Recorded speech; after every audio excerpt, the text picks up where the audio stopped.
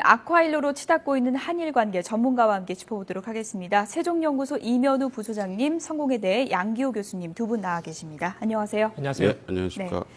30분부터 시작이 된다고 했으니까 이제 시작이 됐을 걸로 이제 예상을 해볼 수 있는데요. 사실은 지방 행사인데 지금 참석자들의 면면을 보면은 차관급도 있고요. 사실상은 뭐 중앙정부급 행사라고 볼 수 있는 거죠. 예, 뭐 저는 그렇게 생각을 하고 있습니다. 물론 이제 그거를 공식적으로 중앙정부 행사급으로 만든다고 하는 것은 이제 다른 또 의미라고 그럴까 어떤 뭐 영향이 있을 수 있으니까 지금 요 문제에 있어서는 지방 행사로 하되 정부의 주요 인사가 참석하고 일본 정부가 충분히 관심을 갖고 있다는 것을 보여주는 뭐 그런 의미가 있고 뭐 다양한 어떤 면에서는 포석이라고 생각이 됩니다. 네, 자민당에서는 이제 중앙정부 행사로 이제 승격하는 방안을 추진하고 있는 그런 상황인데요. 앞으로 몇 년 내에는 그렇게 될 거라고 보십니까? 어떻게 예상해 볼 수 있을까요? 그럴 가능성이 높습니다.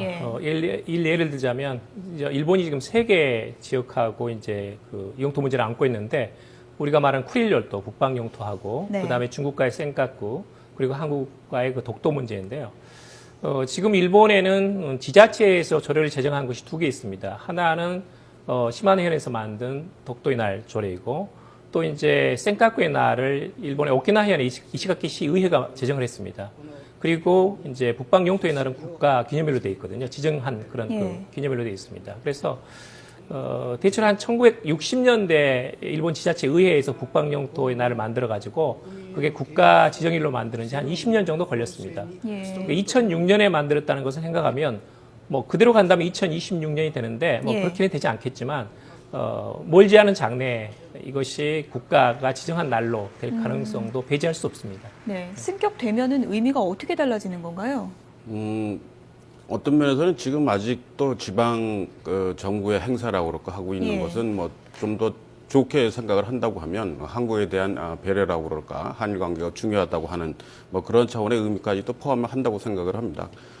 그래서 이제 전격적으로 중앙 정부가 아닌 그런 차원에서 아까 양 교수님이 얘기했던 것처럼 쿠릴 열도랄까 그 북방 영토와 관련해서는 그 정부 행사랄까 정부 어떤 그 기념일로 만들지 않고 지방 정부에서 행사하는 거에 중앙 정부의 인사가 참여하는 정도로 한다고 하는 것은 그러니까 그런 차원에서 근데 막상 그 중앙 정부 그래서 어떤 기념일 그 중요한 그 기념일이 된다고 하면 결국은 한국과의 관계라고 그럴까 그런 거에 있어서 아주 전면적으로 어떤 면에서는 그 대결 구도를 뭐 생각한다고도 할 수가 있겠고 바로 그러한 차원에서는 지금도 어떤 면에서는 한국에 대한 배려가 예전에 비해서는 뭐 드러나지 않는다고도 좀 많이 희석이 됐다고 그럴까 감소가 됐다고 얘기할 수가 있겠지만 그런 식으로 이제 바뀌어진다고 하면 역시 한국보다는 자국에 대한 여러 가지 국내 정치적 내지는 또 자국의 그 외교라고 그럴까 그런 것들을 좀 더 우선시해서 추진을 하겠다고 하는 것을 뭐 더 확실히 보여주는 그런 것이 아닌가 생각이 듭니다. 실제로 일본 정치권을 보면요, 뭐 도를 넘는다 이 말이 나오더라고요. 여야 의원들이 뭐 독도 반환 운동하겠다고 밝히기도 하고요. 앞으로 계속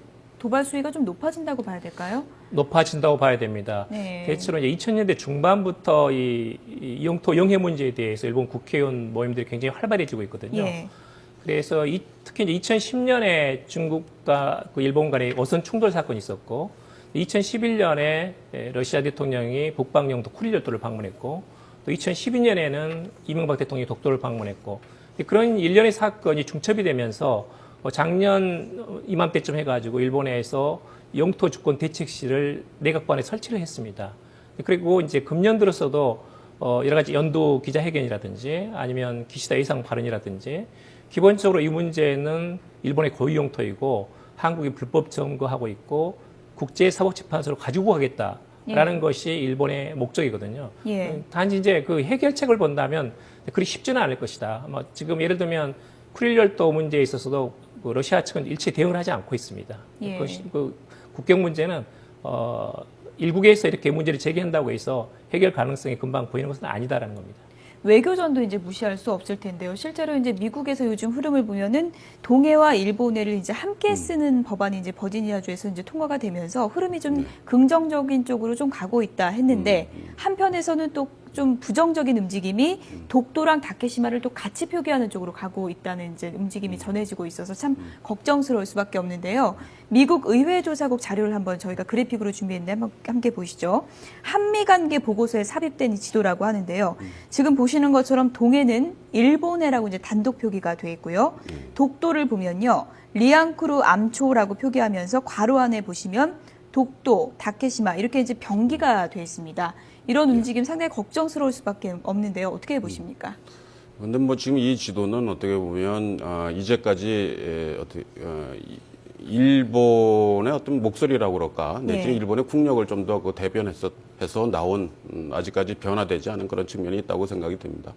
그러니까 그것은 무슨 얘기냐면 결국은 일본은 내지는 일본 정부는 지속적으로 이와 관련된 노력을 해왔다고 하는 그런 차원의 로 우리가 이해할 수가 있겠고, 바로 그러한 측면에서는 우리가 어떤 것을 해야 될지를 또 보여주는 그런 부분이라고 생각이 됩니다. 그러니까 이번에 버지니아 의회에서 이제 그 통과를 시켜서 어떻게 보면 그 다케시가 그러니까 일본해가 아니고 동해 일본어로 병기하게 된. 그러니까 그것이 어떻게 보면 이제 우리의 노력으로 해서 겨우 이제 그 정도까지 지금 된 상태이기 때문에 앞으로 좀 더 그것을 동해로 바꾼다든지 내지는 이제 독도로 바뀌게 하려고 하는 것에 있어서는 결국 우리의 노력이 필요하지 않겠냐 하는 것을 보여준다고 생각합니다. 일각에서는 이제 걱정이 동해 일본해를 자꾸 추진하다 보면 독도 다케시마도 같이 가는 게 아니냐 이런 우려도 많이 나오고 있습니다. 어떻게 전략을 짜야 될까요? 지금 이제 원래 이제 1920년대부터 일본해라든지 또는 여러 가지 영어라든지 국경 문제에 있어서는 일본이 오랫동안 관여가 돼 있었기 때문에 사실 이제 그걸 우리가 바꿔나가는 과정이거든요. 그래서 현지 교민들이 많은 노력을 해가지고 지난번에 이제 버지니아 주에서 동해 일본어를 병기하도록 그런 법안이 통과되지 않았습니까?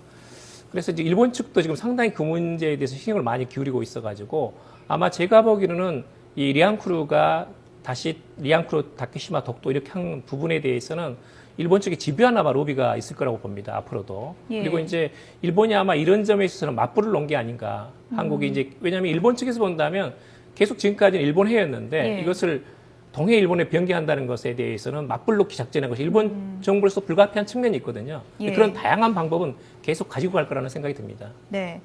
이제 외교 전략을 어떻게 짜야 될지 이 부분이 이제 가장 핵심적인 부분일 텐데요. 독도 문제는 참 딜레마입니다. 우리가 강하게 항의하면 이제 분쟁 지역화가 되기 때문에 좀 조용한 외교로 가야 된다가 지금까지의 기조였는데요. 앞으로는 좀 바꿔야 될까요? 어떻게 보십니까? 일단은 이제 독도는 우리가 실효 지배하고 있으니까요. 이 문제에 대해서는 이제 일본에 대해서 모든 면에 대해서 그냥 강력하게 대응하기보다는 그때그때 수위를 보면서 조절할 필요가 있습니다. 왜냐하면 일본의 전략이라는 것은 뭐냐면 궁극적으로는 ICJ, 국제사법재판소로 가져가는 것이고 이것이 적어도 일본 국민으로거나 또는 글로벌 어떤 여론상 이 지역이 분쟁 지역이라는 것을 알리는 것이 중요하거든요. 사실 일본 내에서 지금 독도 존재를 알고 있는 사람들이 한 9할 정도, 그리고 한국이 불법 정도하고 있다고 느끼는 사람들이 한 6할 정도 됩니다. 그러니까 일본 국내에서 대국민 홍보, 그리고 해외를 향해서도 일본 정부가 한국어 또는 일본어, 중국어로 만들어가지고 동영상을 만들어가지고 독도가 일본 땅이라는 걸 자꾸 홍보를 하고 있거든요. 근데 그런 것들에 대해서는 수위를 보면서 우리가 지나치게 대응하면 그야말로 이것은 이건 상당히 분쟁적이다라는 것이 각인될 가능성이 있거든요. 그런 점은 약간 신중하게 할 필요가 있고, 저는 오히려 이제 일본에서 지금 교육 문제에 신경을 많이 쓰고 있거든요. 영토 영해 부분에 대해서. 그래서 우리 한국도 특히 이제 그 초중고등학교 교육이라든지 또는 이제 독도의 우리의 그런 법적인 권리를 입증할 수 있는 이런 그 서류 또는 자료 같은 것을 더욱더 확보하는데 노력해야 되지 않을까 하는 생각이 듭니다. 침착한 대응이 필요하다고 이제 맞습니다. 강조해 주셨는데요. 하지만 일본이 저렇게 도를 넘는데 우리가 언제까지 그렇게 갈 수만은 없다는 시각도 분명히 있습니다. 뭐 일각에서는 우리도 그러면 독도의 날을 뭐 크게 하면 어떠냐 이런 생각도 있고요. 어떻게 보십니까? 좀 전에 우리 양 교수가 얘기한 것도 결국은 그 맞대응이라는 것도 수준에 맞춰서라고 그럴까, 그 각 레벨별로 그 제대로 대응을 하자라고 하는 것으로 저는 이해를 하는데, 그러니까 지금 이 10만의 날이라고 그럴까 하여튼 이 다케시마의 날에 대응해서 독도의 날을 한다고 하는 것은 뭐 저는 나쁘지는 않다고 생각이 됩니다. 그리고 지금 이제 독도의 날이라고 하는 것이 10월 정도에 지금 기존에 있고, 그래서 좀 전에 우리가 살펴봤던 것처럼 중앙 정부가 이 지방 행사에 대해서 관심을 갖고 있고, 독도는 당연히 한국 땅이라고 하는 것을 천명하는 차원에서는 뭐 좀 더 관심을 기울여 해서 좀 더 많은 인원이 간다든지 뭐 하는 것 같은 그 수위에 맞는 정도의 대응을 하는 것은 저는 뭐 적절한 조치가 아닐까라고 생각이 듭니다. 네. 뭐 일본군 위안부 문제도 한일 관계에 있어서 뭐 계속 이제 그렇죠. 그 외교적으로 이제 악재가 되는 그런 사안일 수 있는데요. 일본 정부가 이제 이번에 고노다마를 수정하겠다 이런 내용까지 이제 밝혔습니다. 그래픽으로 이제 내용을 저희가 좀 정리를 해봤는데요. 네, 스가 요시히데 일본 관방장관이 밝힌 내용인데요. 위안부가 강제 연행됐다는 직접적인 기술이 없다. 위안부 피해자 증언을 검증하는 팀을 정부 내에 구성하겠다. 이런 내용을 이제 밝혔습니다.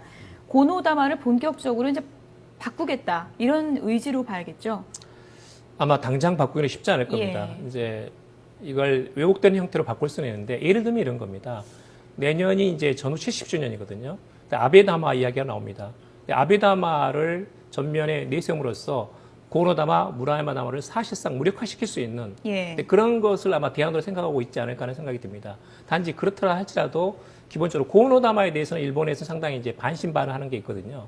확인을 해봐야겠다는 그런 여론이 강한 반면에 무라야마다마에 대해서는 이건 당시 이제 일본의 여야를 불문하고 겨우 만들어낸 일본 자신의 약속이기 때문에 이걸 뒤집기는 어렵지만 고노다마에 대해서는 일본 정부는 굉장히 지금 집착하고 있습니다. 집요하게 이 문제의 진실 여부를 따지겠다는 입장이거든요. 특히 이제 일본 유신회 같은 우익 정당이 있어가지고 약간 이건 내셔널리즘이랄까요? 불필요한 포퓰리즘을 조장해 가면서 이 문제가 진실이 아니라는 식으로 해가지고 자꾸 일본 국민들을 호도하는 게 있습니다.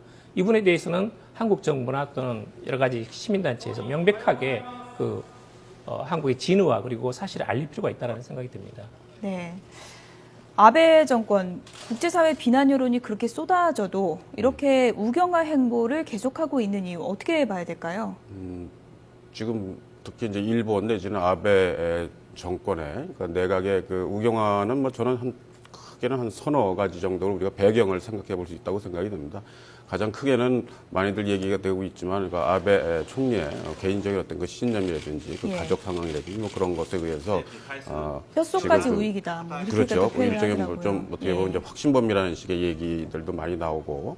근데 이제 두 번째는 역시 중국이라고 하는 지금 그 팩터가 지금 역시 일본 내지는 일본인들로 하여금 많은 그 이제 걱정을 하게 하고 있는 것이 사실이고, 그리고 또 중국의 그 부상이라고 하는 것이 어떻게 보면 지금 이제 이 지역 내에서 그 권력 관계라고 하는 것에 변화를 주고 있는 것도 사실이고, 막상 그것이 어떻게 될지 모르는 것도 또한 이제 사실이기 때문에 그런 식의 측면이 있을 수 있고, 또 한 가지는 어떻게 보면 지금 이제 그 우경화라고 하는 차원에서 나오는 것이 이제 그 좀 전에 말씀드렸던 그 안보력 강화라고 그런 측면도 있지만, 또 한 가지는 어떻게 보면 그 일본 사회가 지금 그 오랫동안 있었던 그 불황이라든지 그런 것 때문에 그런 것으로 이해는 어떻게 보면 좀 침체된 그런 측면. 그래서 어떻게 보면 정치 리더십이라고 하는 그런 것을 이제 요구하는, 희구하는 그런 측면이 있는데, 그런 것을 어떻게 보면 이제 그 정치가, 그 아베라고 하는 정치가가 그 민족주의적 감정이라고 그럴까, 뭐 그 애국주의라고 그럴까, 일본주의를 얘기를 하면서 이제 그 나오는 바로 그런 것 때문에 어떻게 보면 이제 일본의 우경화라고 그럴까, 내지는 아베 총리의 그 우경화라고 하는 것이 이제 저는 나타난다고 생각을 합니다. 네. 앞으로 뭐 역사 교과서 검정 결과 발표 예정돼 있고요. 한일 관계가 이제 악화일로로 갈 것이라는 전망이 많은데요. 국제사회 여론은 잘 듣질 않는 것 같고요. 미국이 만약에 적극적으로 개입한다면 어느 정도 좀 효과가 있을 거라고 보십니까? 4월 말에 이제 오바마 대통령이 일본과 한국을 방문하지 않습니까? 거의 앞서가지고 이제 미국의 여러 가지 국무부라든지 여기서 지금 여러 가지 요청이 나오고 있습니다. 한일 양국이 오바마 순방 전까지 아무튼 진전이 있도록 상호 관계에 있어서 그렇게 이야기를 하고 있습니다만, 문제는 뭐냐면 미국도 어느 개입은 합니다. 개입은 하지만 한계가 있습니다. 지나치게 양국 관계를 개선하라고 요구할 경우에는 지금 최근에 일본에서 몇몇 정치가들이 미국에 대해서 반발한 적이 있지 않습니까? 말하자면 내셔널리즘이 한국도 있고 일본도 있거든요. 그걸 건드리면서까지 개입할 수는 없습니다. 그런 면에서는 한일 양국이 어떻게든 상호 간의 관계 개선을 해야 되는데, 문제는 이제 예를 들면 위안부 문제라든지 아니면 영토 문제에 대해서 일본이 개선할 수 있는 카드를 가지고 있느냐는 문제입니다. 지금 현실적으로는 없거든요. 그런 면들이 이제 당분간 한일 관계, 특히 악화될 중인 관계라든지 이런 것들이 개선될 거라는 전망치를 좀 어둡게 하는 그런 배경이 아닌가 하는 생각이 듭니다. 네, 일단은 이제 오바마의 방문이 이제 다가오고 있는데요. 이런 외교 갈등 속에서 어떤 이제 역할을 하게 될지는 좀 지켜봐야 될 것 같습니다. 세종연구소의 임현우 부소장님, 성공회대 양기호 교수님이었습니다. 두 분 고맙습니다. 감사합니다. 네.